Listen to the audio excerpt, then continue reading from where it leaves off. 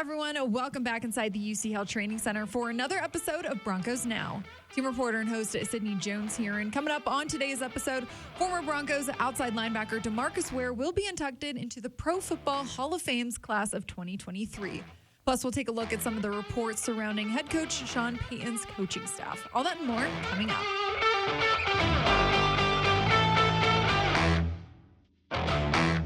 Joining me here inside the Broncos podcast studio for today's episode of Broncos Now is Broncos lead writer Aric DiLalla. Aric, thanks for joining the show again, twice in 1 week. You got it, Sid. I love it.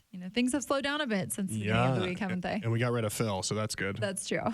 It's a bonus. It is. We're just joking, Phil.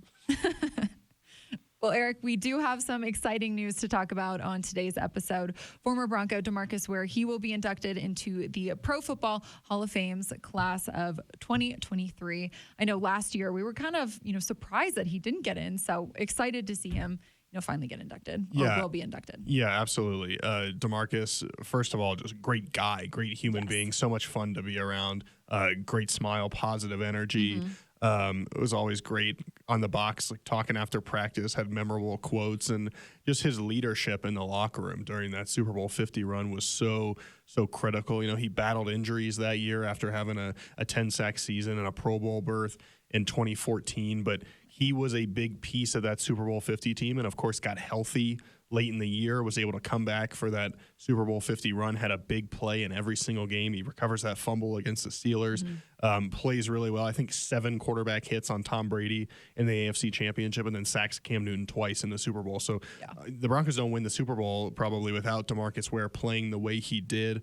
And I think Peyton Manning was a sheriff. DeMarcus Ware would call himself the deputy. He was critical in Von Miller's quite honestly, maturation and development and maturity, the way he was able to grow up as a person. DeMarcus was critical in that. And so I don't know that Broncos fans see Von be the same player he was without DeMarcus Ware. And so, Sydney, you're right. It was disappointing to not see him become a first ballot Hall of Famer. And obviously that's important to everybody. They want to be that first ballot guy. But to see him get in this year, just so well-deserved, and glad he's going to take his place among all those greats.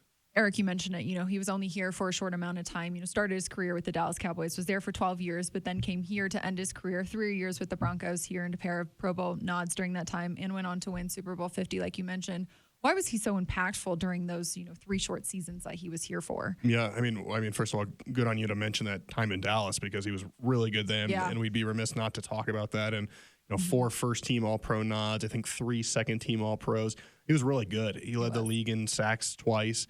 Was in the Pro Bowl basically every year, Hall of Fame all-decade player. I mean, he had a Hall of Fame resume before he even came to Denver.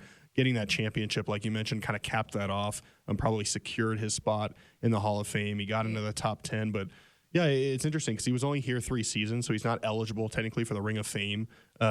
If he's a guy that if he was here for another season, I wonder if maybe you find a way to get him in there just because of the role he played. And it was a bunch of things, Sydney. It wasn't just the on-the-field performance. It was also the way he was in the locker room and how he treated everyone in the building. And he always, took blame for mistakes and shared praise whenever anybody earned that. He's the type of guy that, quite frankly, the Broncos need on this football team. You need players, not just from a talent standpoint, but a mindset standpoint. Right. He's the type of guy that the Broncos need. And so I think that's why, in a really short period of time, he endeared himself to this fan base. It was just so much fun to watch. I think of that fake spin move against Joe Staley. He was great. And Sydney, every interaction I've ever had with him has been really, really positive. And to see him pass it on to this younger generation, he's at these Von Miller pass rush summits. Right.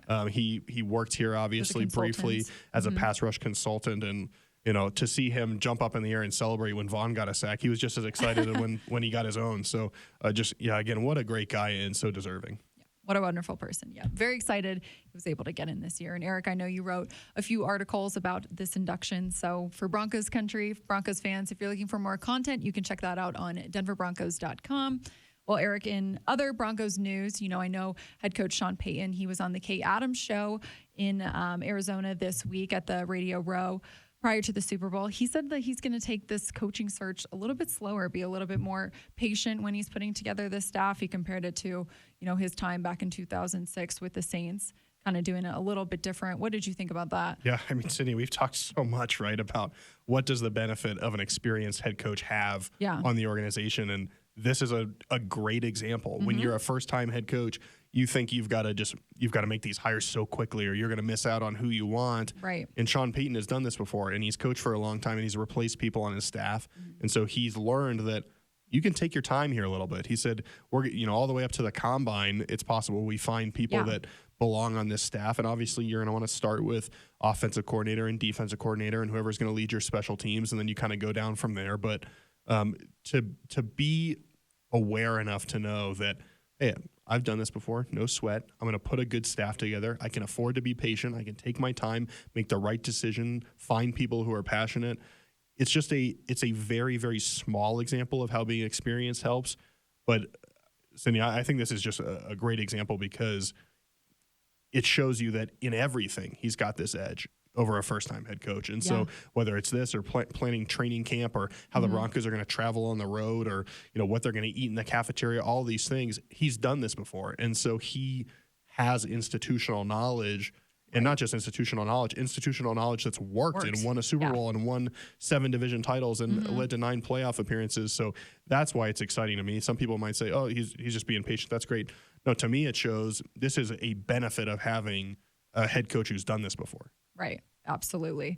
Yeah, there's already been a couple names reported about guys who they're looking at for the coordinator positions. I know it's been reported that Denver put in a request to interview New Orleans quarterbacks coach Ronald Curry for the offensive coordinator position. Eric, what do you know about him? What do you like? Yeah, he obviously worked in, former player in this league for a little bit, worked in New Orleans with Sean Payton as an offensive assistant and then wide receivers coach, then jumped over to quarterbacks coach this past year. Obviously Sean Payton was not there this past year, so he worked with him kind of in a different role, but I think it's great you're looking for these up-and-coming young minds, guys that have the ability to grow in their role. And I think especially for the Broncos at offensive coordinator, since we assume this was never really asked kind of directly if Sean Payton will call plays, but I would assume that that's going to happen based on his career. And so I think you can afford at offensive coordinator to have somebody who is a bright young mind and you can develop and help them get to that next level. And so we'll see if that's finalized or if they go in another direction. But certainly the ability to have somebody you're familiar with helps because it's all about the process during the week and how do you put a game plan together and how do you get guys ready to practice. And, as a head coach, I'm sure he'll spend a lot of time with Russ and, in the offensive meeting room, but he's got other responsibilities. So to have an OC that you trust and eventually a quarterback's coach that you trust to work with Russ, those are all really important things. And so I think it should be pointed out that he talked on the same Kay Adams appearance that about half your staff or somewhere in there are going to be people you worked with, and then there's going to be half that you haven't worked with before. So obviously Curry fits into that first category of guys he's familiar with. Well, another name that's been reported is Sean Desai for the potential defensive coordinator position here. Seattle's associate head coach and a defensive assistant. What is it about him that you like, Eric? Yeah, he's a guy that has worked with several different teams. I think has a year of experience as a defensive coordinator in Chicago. They weren't supremely successful that year, but obviously a year of transition there in Chicago. He's worked under Vic Fangio in that Vic Fangio style of defense. And so you wonder, hey, do you bring that here or keep that here in Denver with Ejiro Evero moving on to the Carolina Panthers? That could be an option. It was reported they were going to talk to Brian Flores too. He obviously agreed with Minnesota, so that kind of took an option away there. But I think Desai, I don't know if he would have been the favorite in Sean Payton's eyes. I don't know how he looked at it, but I can see the benefit of having someone who's worked in that Vic Fangio scheme, someone who, from everything I've read, he's a big guy in terms of secondary focus. And so having players like Pat Surtain and Justin Simmons on your team, in my mind, building a defense that highlights their strengths is a really smart move. And so in my mind, that's why this could work out here. And I'll just say, Sydney, whoever comes in as defensive coordinator is going to have a lot on their plate because we've seen some reports that Sean Payton's going to essentially treat them as the head coach of the defense. They're going to be responsible for getting this thing together, making it look right, playing at a high level. And we've got expectations for the offense, obviously, right, that it's going to get better. But people don't want the defense to slip either. So I do think you don't have to be the top defense in the league, but you still need to be good enough that you can win football games at the end when you've got a chance. And say you're leading the Chiefs 34-31 with 2 minutes to go. You need to get a stop. So that's what this person's going to be tasked with. Eric, the last name we'll talk about here is it was reported that Sean Payton is expected to hire New Orleans assistant offensive line coach Zach Strafe. What do you like about him? Well, he went to Northwestern, Sydney. So I like that. He's a cat. I like that. Yeah, I mean, he's a guy who's played a long time in this league. And then, of course, has transitioned over, I think, assistant offensive line coach the last 2 years with the Saints. So, again, it'd be a promotion. And I know there's been some Saints fans who have been like, oh, the Broncos are trying to steal all the coaches. Yeah. Well, they can only come if it's a promotion. And so, and they can decide if they don't want to do that. But, again, I like the idea of elevating young coaches that can be in that place for a while, you know, whether that's Curry at offensive coordinator, whether it's Strafe at offensive line coach, you know, finding guys that can be in a role and create some stability that the Broncos have not had, frankly, for a long time here. Yeah. You know, I don't know off the top of my head, but it feels like 5-6 offensive line coaches over the last 5 or 6 seasons. There's been a couple of years here, Sydney, where the Broncos have had 2 offensive line coaches in the same year. And so to find somebody that is just can be consistent and you can run the same system and not worry about changing every single year, that's critical in my mind. And then I think there's, you know, I don't know a ton about Strafe's, you know, coaching acumen, but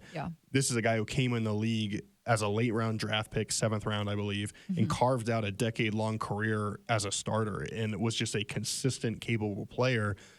And I think that can send a good message to a lot of guys on this team that, hey, you've got to work for what you got. And it doesn't matter. Sean Payton said this in his opening press conference. It doesn't matter if you came here as a 1st-round pick, a 7th-round pick, an undrafted guy, if we traded for you, if you're a free agent. If you work, you're going to earn your role. And so I think in that way, you know, not only I'm sure is he a good coach, but he's a good story here for guys that put the work in and you can find a way to be a part of a really good team for a long time, have a lot of success, win a championship maybe. So those are all lessons I think the Broncos could take from Zach Strafe, and we'll see if he's the guy that ends up being hired, and maybe we can all sing the fight song together. So. You're going to be alone in that, Eric. Okay. I will not do that.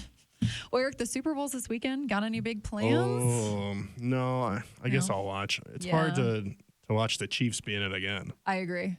Yeah, You're not that's rooting brutal. for the Chiefs then, I am not rooting for the Chiefs. I'm going to follow Sean Payton's philosophy that I think liked his philosophy. many people have already of we want the division opponents to lose at all times. Absolutely.